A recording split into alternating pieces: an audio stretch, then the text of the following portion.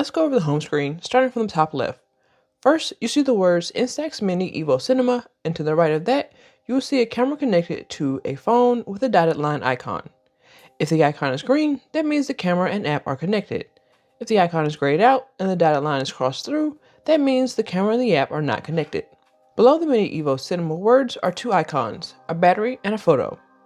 The battery icon will either have a lightning bolt in the middle of it, which indicates that the camera is charging, or it will show the battery level of the camera if it isn't charging. Right beside the battery icon is a percentage of the charge you have left. The right of the photo icon is a number that shows you how many pieces of film are left in your camera. In the middle of the home page is a video of the Mini Evo Cinema. If you click on the photo of the camera in the middle of the home screen, then you will be taken to the activities page. And so on that, to the right of the word activities, you have a pie chart icon, and then below that you have icons for a video recorder and then a still camera. And so depending on which one you click, you can see either the total number of shots per error if you're on the camera side, and if you click on the video side, you can see the total recording time. And then if you click on the pie chart, it takes you to a pie chart of both, how much recording time you've done and how many total shots you've done. And then you can also just scroll through and see the different errors for each one. Below the photo and to the left is the sandwich icon. If you click on the icon, the menu will pop up. Starting at the top, you will see a photo of the camera and the name of your camera. Below the name of the camera, you see the same battery and photo icon and the respective information as you saw on the home page. Below that information, you have the option to turn automatic file transfer on and off. Below that, you have a notification submenu. This is where app notifications will be for you to review. The new submenu is the print quality mode. If you click on it, you can choose between Instax Natural and Instax Rich print quality. Like the name implies, the Instax Natural has a more natural look, while the Instax Rich has a more saturated and vibrant look. I do like that you can see examples of the two options in the submenu so you have a better idea of what you're choosing. The default print quality mode is Instax Rich. Underneath that is the device upgrade submenu. This is how you update the firmware of the camera. You click on the submenu and then follow the on-screen directions. Tip: you can also upgrade the camera's firmware by downloading it off the camera's website. I'll talk more about this method in my Mini Evo Cinema User's Guide video. Definitely check it out if you want to learn more about how this camera works. Next, you can change the regional settings of the camera. So if you're traveling and you want to see if the new region you're in has different features, you can change that setting here. If for some reason you want to stop downloads via QR codes, you can change that in the QR code print download settings submenu. Thing of note, you can only download the file via QR code up to 10 times. The next submenu is the data backup.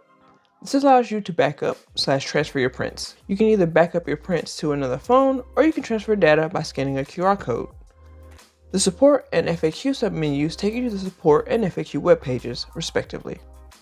Next, the privacy policy submenu lets you choose whether you will allow the app to log information. This is great if you allow them to collect data, but now you want to change that. The terms of use submenu shows you the terms of use for the app. The OSS submenu shows the details of the use license to users. The device switching submenu allows you to switch between the original Instax Mini Evo and the newer Instax Mini Evo Cinema. Finally, you'll see the app version at the bottom of the app. If you go back to the home page, to the right of the sandwich icon is a camera icon. Clicking on this will take you to the remote shooting mode. This allows you to use your camera remotely. Starting from the top, you have a toggle option to turn live view on and off. Live view allows you to see what your camera is seeing. Below the toggle is where you will actually see the live view. It is a mock-up of a camera screen. Thing of note, you won't be able to see through your actual camera when you use the live view mode. Your screen will be blacked out and you will see a white camera connected to app icon in the middle. On the right side of the screen mock-up, you'll see a photo icon with some tick marks, a still or cine icon, and a battery icon. The photo icon with tick marks lets you know how many pieces of film you have left in your camera. The still or cine icon lets you know if you are shooting in still or cine mode. The battery icon lets you know how much battery you have left. Thing of note, your camera will not charge while in remote shooting mode. To the right of the mockup, you'll see either a still or cine highlighted green. You can click between the two to switch shooting modes. Underneath the mockup, you'll see three icons: a flash/light icon, a record/shutter button icon, and a self-timer icon. If you're in still mode and you click the flash icon, you can cycle through the camera's flash modes: auto, force on, or suppressed. If you press the shutter button, the camera will take a photo. If your auto transfer is on, the camera will automatically transfer that photo to the app. To the right of the shutter button is a self-timer icon. You can cycle through the different self-timer options: off, 2 seconds, or 10 seconds. If you switch to cine mode and press the light icon, you can cycle through the different video light modes, on and off. If you press the shutter button, the camera will start recording a video. You will see a clock pop up on screen that lets you know how long the video has been recording. You will also see a gauge filling up on screen. One difference between the app gauge and the camera gauge is that the app gauge is red the entire time, while the camera gauge only turns red when you have 3 seconds of recording left. Another difference is the camera gauge will start blinking when you have 1 second left, while the app gauge remains constant throughout the entire recording. Like while in still mode, if you have auto transfer on, your video will automatically transfer to the app once finished. Thing of note, you cannot start and stop the recording of a clip via the remote shooting option. Once you stop recording, the recording is complete. While you can technically cycle through the self-timer options while in cine mode, the icon will be grayed out and it won't actually delay the start of the recording.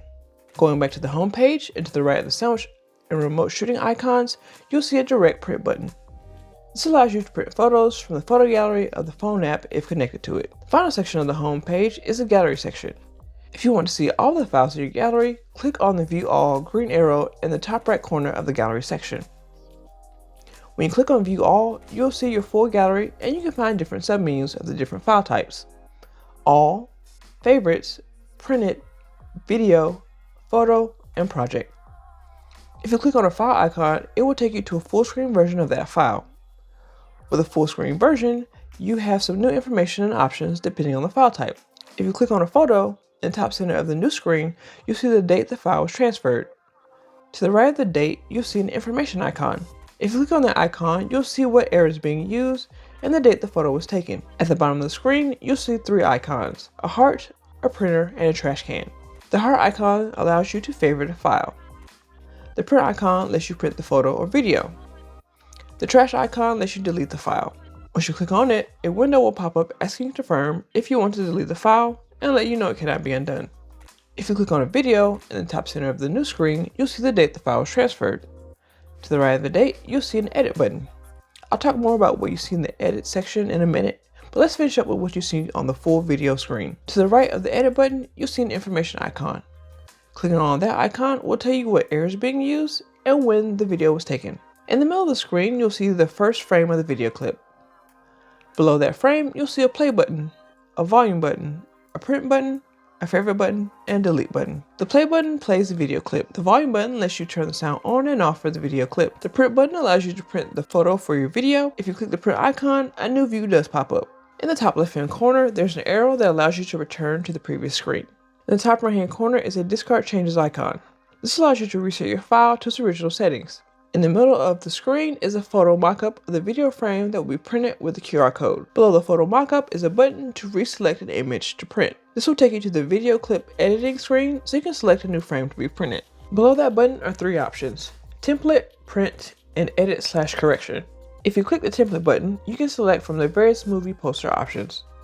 When you click on a movie poster, it gives you several options of the same poster with small tweaks like different color patterns. I can't think of a good way to explain them without getting overly wordy, so I'll just show you examples. The print button prints the image. If you click the edit/correction button, a new view will pop up.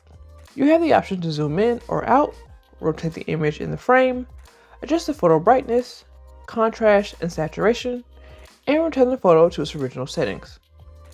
If you have selected a movie poster template that has text or multiple photos, you have the option to edit the text or photos. When you click on the text, a new view pops up. Here, you can input your own words. At the bottom of the screen, you'll see the option to change the font and change the alignment of the text. You can also adjust how the text is placed in the text box. Back on the full view screen, the heart icon will let you favorite the video, and the trash icon will let you delete it. If you click on the edit button, it'll take you to a new view. With this view, you'll see a button in the top right-hand corner of the screen. This allows you to save any changes you've made to that video. Below that, you'll see a full-size view of the video.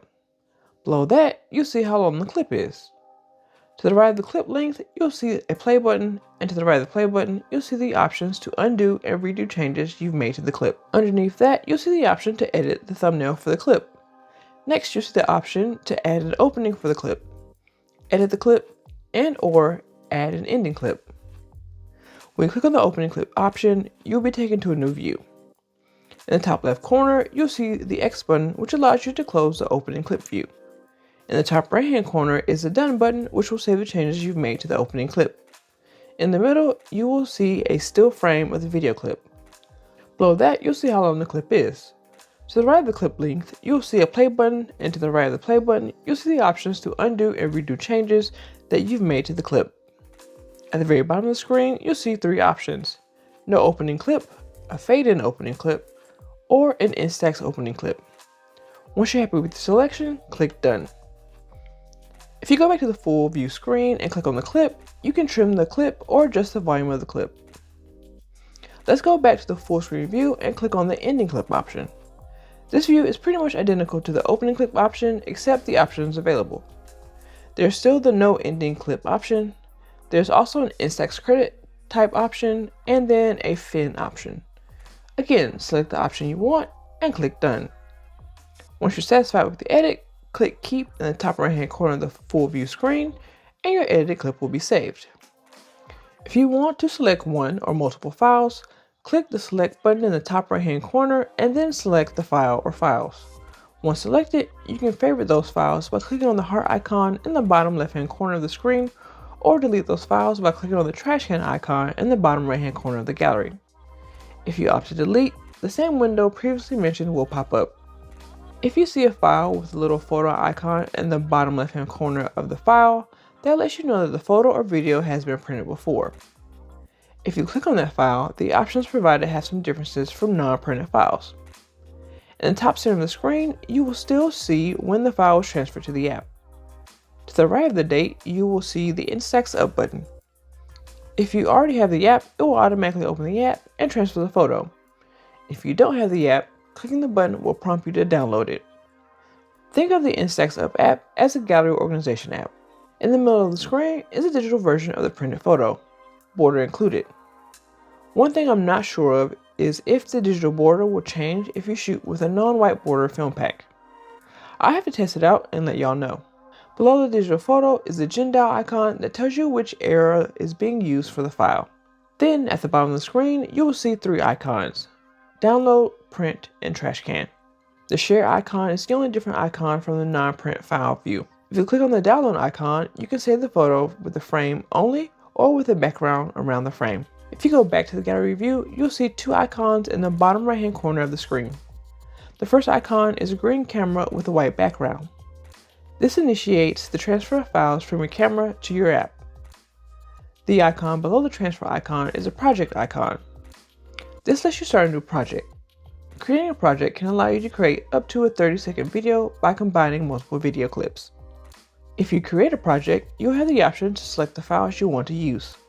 For each file selected, you will see a green circle with a white check mark in the upper left-hand corner of the file. In the upper right-hand corner of the file, you'll see a white circle with a black pair of scissors. This allows you to select the cut you want to add. Once you selected the file or files you want to add, you should see an even smaller version of those photo files near the bottom of the screen. Each thumbnail will have a white box with a black X in the upper right hand corner so you can remove those files from the project. At the very bottom of the screen, you'll see the total time of the clips you've selected and the button to add those video files to the project. Once you add the files, a new full-size video view will appear. This new screen you see is just like if you had clicked the edit button on a single video file. Thing of note, you can't edit all the files in your gallery even if the camera isn't connected to your phone. Alright, let's get ready to wrap this up. At the very bottom of the home page, you'll see how many pictures and videos are in your gallery. To the right of those numbers, you'll see a Wi-Fi icon and 3 vertical dots. The Wi-Fi icon allows you to switch to a Wi-Fi connection, which allows for a faster transfer of data. 3 vertical dots icon lets you know how many file transfers were completed, turn automatic file transfer on and off, and view the in-camera data. To view the in-camera data, you need to connect the device via Wi-Fi. From there, you'll be taken to the screen that shows you 3 options: Not Transferred, Transferred, and All. I thought this would show you which files have been transferred, but no data populated in this section, so I'm not 100% sure what information will be shown here. If you guys figure it out, let me know. So there you have it. That should be pretty much everything you need to know about the Instax Mini Evo Cinema app. Let me know if you guys have any questions or if there's something in the app that you can't figure out or don't understand, and I can see what I can do. Sorry it took so long for me to get this video out. Life has been lifing, but I should be back to hopefully my roughly once a week posting schedule. I will try to do another video this week to make up for like the last 2 weeks I've been gone. But yeah, thanks so much for watching. As always, until next time, keep practicing, keep having fun, and I'll see you in the next video.